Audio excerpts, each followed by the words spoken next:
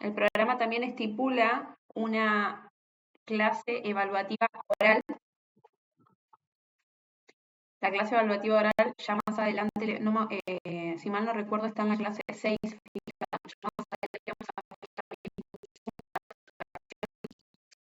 Para, para iniciar, para esa clase que va a ser por este medio igual. Así que en ese sentido no se preocupen. Y por último vamos a tener, finalizando la cursada, un examen parcial que va a incluir todo lo que las 4 unidades que fijamos en la materia, ¿bien? Otra cosa, bueno, el examen parcial tiene recuperatorio, las actividades evaluativas, la actividad evaluativa oral y las actividades obligatorias de todas las clases no tienen recuperatorio. Eso por un lado. Y no sé si me queda algo más, si tienen alguna duda con respecto a los contenidos y demás, a la metodología, antes de empezar con la clase, no habría problema.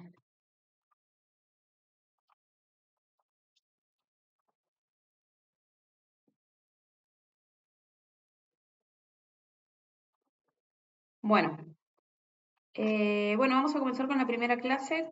No sé si tendrán a mano sus programas, si han podido ver el primer material. Es una clase cortita de inicio de conceptos básicos y de principios. Acá vamos a hablar de lo que es la ética pública, los principios que trabajan en la gestión pública, que son el principio de transparencia, de integridad, responsabilidad y de equidad. Bien, para arrancar vamos con la definición de ética, ¿bien? La ética, a diferencia de la ética pública, es una disciplina filosófica que va a estudiar principios que rigen la conducta humana, o sea, lo que es correcto de lo incorrecto, lo que está bien de lo que está mal. Bien, a partir de ahí surge lo que es la ética pública, que es aquella que toma relevancia en lo que es la gestión estatal. Bien, es como debe obrar un funcionario público. Es la ética aplicada a la administración pública, por así decirlo, a la función estatal, a la gestión de Estado. Bien, muchas veces surge la duda acerca de los conceptos de ética y moral. Está bueno que lo tengan bien definido y entiendan bien lo que es la diferenciación. Como ya dijimos, la ética es una reflexión filosófica de normas de conducta. En cambio, la moral es un conjunto de reglas que están aceptadas por una sociedad determinada. O sea, una sociedad determinada establece lo que es moralmente correcto o moralmente incorrecto. Bien, partiendo de ahí, vamos de vuelta a lo que es la ética pública. La ética pública implica una evaluación constante de las normas. ¿Qué significa esto? Que en la administración pública hay principios éticos fundamentales que deben siempre mantenerse constantes. Estos principios son los que mencioné hace un ratito: transparencia, equidad, responsabilidad, que los vamos a desarrollar finalizando la clase. Ahora bien, volviendo a la ética pública, es un conjunto de principios que van a regular el comportamiento de un funcionario o un agente del Estado. ¿Bien? Todas estas acciones van a responder al interés general del Estado. Ya no hablamos de una persona propia y de un fin propio o un interés personal, sino más bien del interés general del Estado. Bien, como hago alusión en el material, no hablamos de beneficios personales. Ahora bien, ¿cuál es la importancia de esta ética pública en la confianza ciudadana en un Estado de Derecho? Es un elemento clave que genera estabilidad democrática. Bien, acá tenemos nociones que vamos a ir viendo adelante a lo largo de las clases, que son, por ejemplo, la noción de corrupción, la falta de ética en la gestión pública y demás. Todas estas cuestiones debilitan la credibilidad en un Estado y fomentan ese famoso escepticismo o ese famoso desconocimiento o desconfianza que puede tener un ciudadano sobre el Estado. Eso lo hemos visto mucho nosotros, se ve actualmente mucho en diferentes gestiones.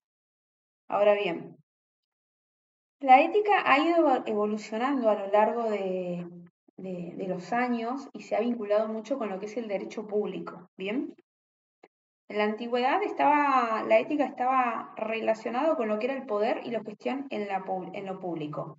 Ya filósofos como eran Aristóteles y Platón planteaban que la política tenía que estar orientada siempre al bien común y que los gobernantes debían ser aquellos seres virtuosos de ocupar ese lugar. Luego, cuando llega Kant a la era moderna, establece la idea de un deber moral. Ahí comienza nuevamente lo que es la noción de moral y lo que es moral y lo que no es moral. Kant establece esta idea de deber moral y una necesidad de que las acciones sean universalizables. ¿Bien?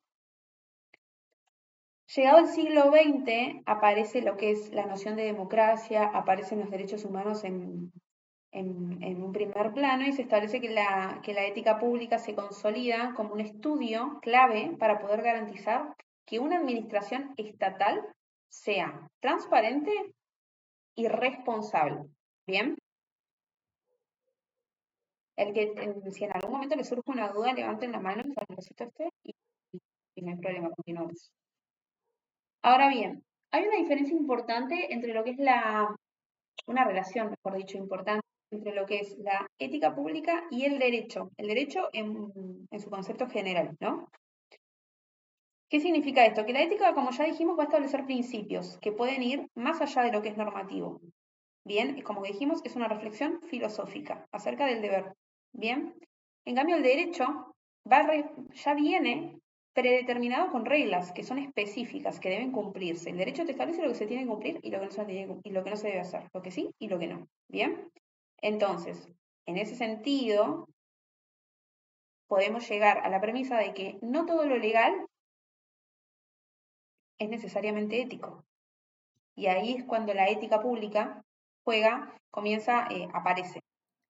Bien, porque hay estándares mínimos que están predeterminados, que son normativos.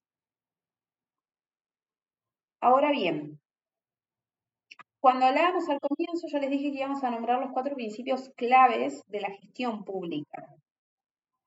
Pido porfa que silencien los micrófonos de fondo.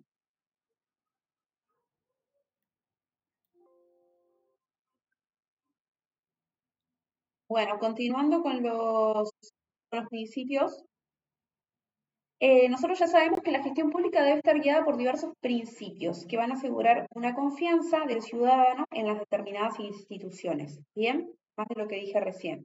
Esto hace que el Estado funcione de una manera justa, de una manera eficiente. Y lo que se intenta, entre comillas, el ideal de todo esto es evitar prácticas de corrupción, arbitrariedad por parte de funcionarios públicos y demás. Ahora bien, el primer principio, estamos hablando de la transparencia en la gestión pública. ¿Qué es la transparencia? La apertura de la administración pública hacia el ciudadano, que el ciudadano pueda ser parte de lo que ocurre en lo que es la gestión estatal, sería. Por ejemplo, garantizando el acceso a la información sobre toma de decisiones, el uso de recursos. Nosotros en cuerpos normativos de la administración pública de segundo año tenemos todo un apartado sobre lo que es la ley de acceso a la información pública, que es la 27275. Esa ley de acceso a la información pública es la que tiene mucho que ver y que se relaciona mucho con este principio.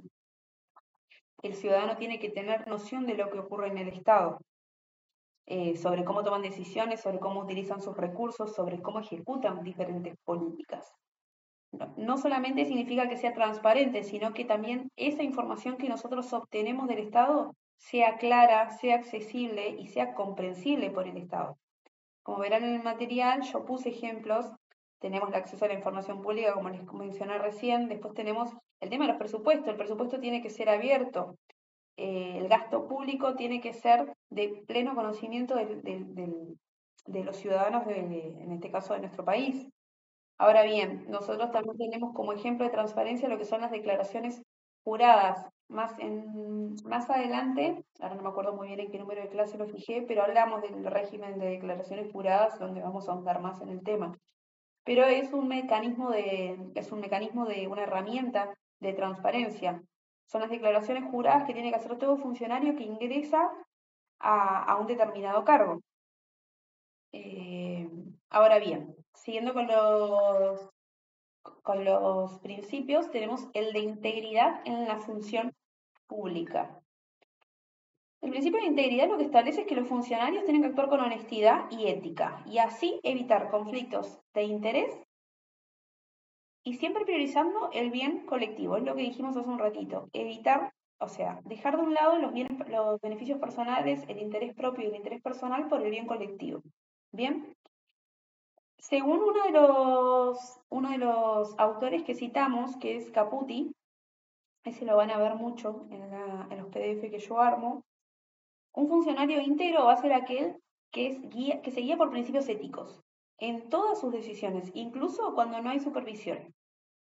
O sea, un funcionario ético sería el ideal de la gestión pública. Por ejemplo, dentro de los ejemplos que coloco en este principio, estamos hablando de, por ejemplo, el funcionario que rechaza sobornos, favores políticos, cuando hay actuaciones imparciales en lo que son las licitaciones y demás. Y después tenemos también la creación de códigos éticos. Hay normas que establecen pautas de conducta en organismos públicos. Seguramente habrán escuchado hablar la noción de códigos éticos. A veces son en general para determinado ámbito, por ejemplo, ámbito nacional, ámbito provincial, ámbito municipal, pero después también podemos ir más a fondo y vamos a encontrarnos con, por ejemplo, a nivel provincial, con determinados instituciones, entidades u organismos que van a tener sus propios códigos éticos. Bien, acá en Santa Cruz no se ve mucho eso. Pero, por ejemplo, la provincia de Córdoba sí, la provincia de Córdoba tiene, todos los organismos del Estado provincial tienen un determinado código ético. Ahora bien, según cuando hablamos de la falta de integridad, ¿qué hace esta falta de integridad? Es como un círculo vicioso, volvemos a lo mismo, se genera desconfianza en las instituciones.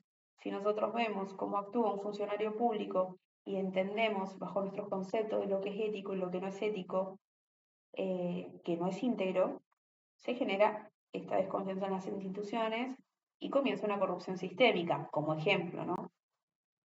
Por eso se establece que es importante promover esta cultura de integridad, haciendo capacitaciones, mecanismos de control, con estas herramientas, con estos códigos que yo les mencionaba recién. Bueno, luego continuamos con lo que es el principio de responsabilidad en la gestión pública. ¿Qué establece la responsabilidad? Que cada funcionario público tiene que responder por sus actos, ¿bien? Y por sus decisiones. Asume las consecuencias de lo que realizó en su gestión. Esto se relaciona mucho con lo que es la rendición de cuentas, que se escucha mucho en los últimos años, y con la obligación de justificar el uso de los recursos. Dentro de los ejemplos, yo coloqué lo que son las auditorías y el control de gestión. Hay evaluaciones que se realizan periódicamente.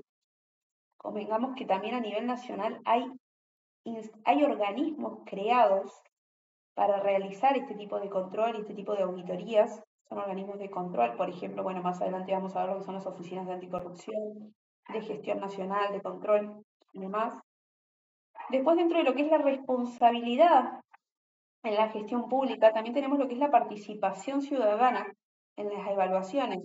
Hay consultas que se deberían realizar y evaluaciones que se hacen abiertas a la sociedad. Acá eso no se ve mucho, como yo no lo he visto, se pone mucho el foco en qué opina el ciudadano de la gestión. Capaz que se puede ver mucho en redes sociales hoy, que se maneja mucho, el tema de evaluar qué consideramos de un funcionario, qué opinión tenemos, qué opinamos sobre la gestión, sobre todo de un funcionario. Eso se puede ver mucho actualmente en lo que son las redes. Ahora bien, ¿qué se establece ante la ausencia de responsabilidad en una gestión? ¿Qué se genera? Impunidad. El mal uso de un recurso debilita la confianza del sistema democrático. Entonces, nuevamente, siempre vamos al mismo fin. Ante la falta de estos principios se genera desconfianza y la desconfianza y la no credibilidad en un Estado o en una gestión va a generar lo mismo en todos los principios. La corrupción, la impunidad, la mala utilización y la desconfianza en el sistema democrático en sí, más que en un político, sino en todo el sistema. Ahora bien, tenemos como último principio el de equidad. El principio de equidad es uno de los principios generales del derecho. Bien, la equidad, ¿qué significa? Que cada ciudadano va a ser tratado de igual manera. no hay diferencias. Todos tienen los mismos derechos, tienen las mismas oportunidades y así también todos tienen las mismas obligaciones. No hay discriminación ni privilegios indebidos. Acá tenemos que hacer una diferenciación. No significa que un funcionario público a cargo de un cargo, de un puesto dentro de un organismo, ya sea en cualquiera de sus ámbitos, tiene determinados, eh, tiene obligaciones que son diferentes a las de cualquier ciudadano. Esa diferenciación, hagámosla, hay que hacerla. A ver, todos somos iguales ante la ley. Todos tenemos las mismas obligaciones, los mismos derechos, pero si yo ocupo un cargo público, hay determinadas cuestiones que van más allá específicas a mi cargo, a mi función. Tengo privilegios, hay determinados privilegios, como también así hay más obligaciones en cuanto siempre hablando de la función pública. Ahora bien, cuando una administración pública resulta equitativa, cuando las políticas, para que una administración pueda ser equitativa, podamos considerarla como equitativa, se tienen que desarrollar determinadas políticas públicas. Esas políticas lo que van a hacer es poder corregir ciertas desigualdades. Hay desigualdades estructurales que vienen de base y también se necesita, volviendo a los conceptos, al principio de transparencia, el acceso a que todos los ciudadanos de igual manera accedan a los servicios públicos. En este caso, dentro de lo que es el principio de equidad, tenemos, por ejemplo, uno de los ejemplos es la distribución equitativa del presupuesto. Se reparten los recursos, se asignan los recursos según sea la necesidad de cada sector de la sociedad. Eso debería ser el ideal. Ahora bien, después tenemos cuotas, acciones afirmativas, que son medidas que buscan corregir desigualdades. Eso lo hemos estado viendo, se ve mucho actualmente. Y después tenemos el acceso, por ejemplo, el acceso universal a la educación y a la salud. Es el claro ejemplo de lo que de la igualdad ante el Estado. Todos tenemos el mismo derecho en nuestro país al acceso a la salud y a la educación.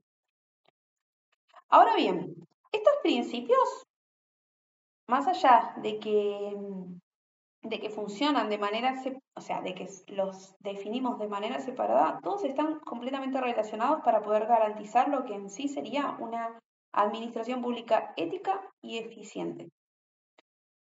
Cuando uno fortalece como Estado estos principios, se generan normas claras, organismos de control y hay una ciudadanía activa que va a exigir un Estado más ético. Y contando con las herramientas y los métodos, que es lo que vamos a ir viendo más adelante a lo largo de la materia, se trata de llegar a ese Estado, a esa gestión pública ética y comprometida con el bien común, que finalmente ese es el fin del Estado, el bien común, el bien colectivo, el beneficio colectivo. Hay determinados, si ven en el último apartado que hago una pequeña síntesis de cuáles son los desafíos que tiene la implementación de estos principios, más allá de que hay normas y organismos de control, en muchos casos continúan habiendo prácticas que van a dificultar la aplicación de estos principios. Eso creo que lo dejé en la última parte, que ahí estamos hablando de los desafíos a una corrupción estructural.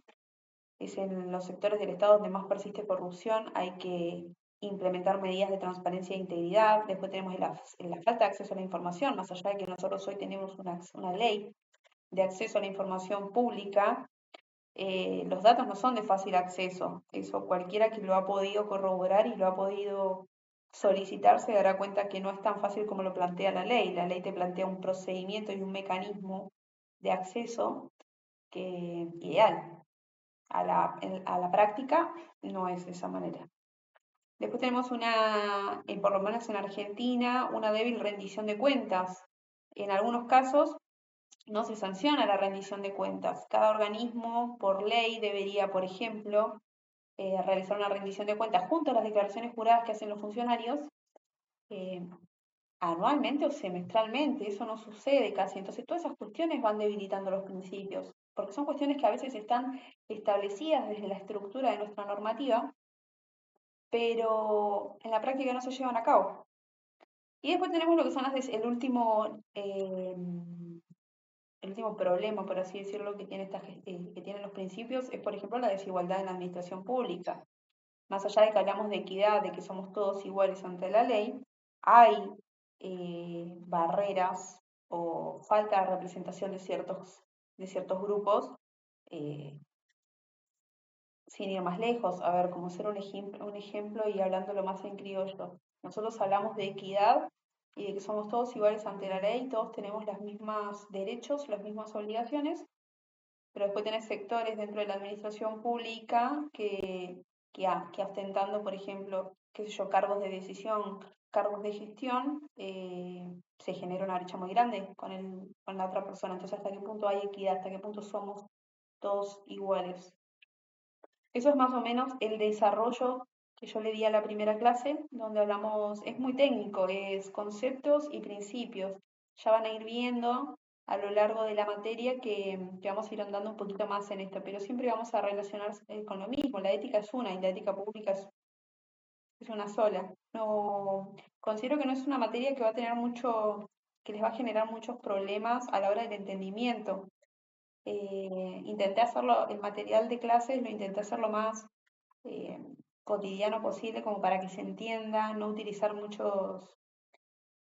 utilizo autores que son específicos en la materia, sí subí algunos documentos, voy a ir subiendo algunos documentos a lo que es la bibliografía complementaria, que está bueno que lo lean, yo creo que si les interesa la temática está bueno que lo lean, tiene que ver mucho sobre todo con lo que es la corrupción y demás, que es donde más se va a ver el tema de la ética pública.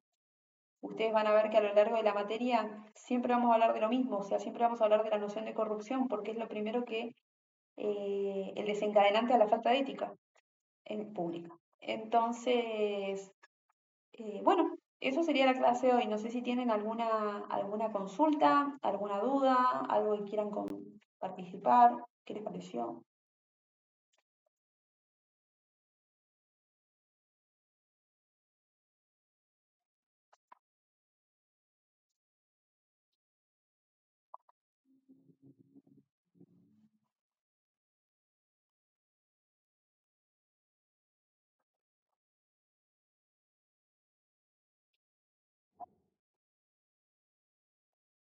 Bueno, genial, Romina. Bueno, si les parece bien, pueden ir desconectando y si tienen alguna consulta,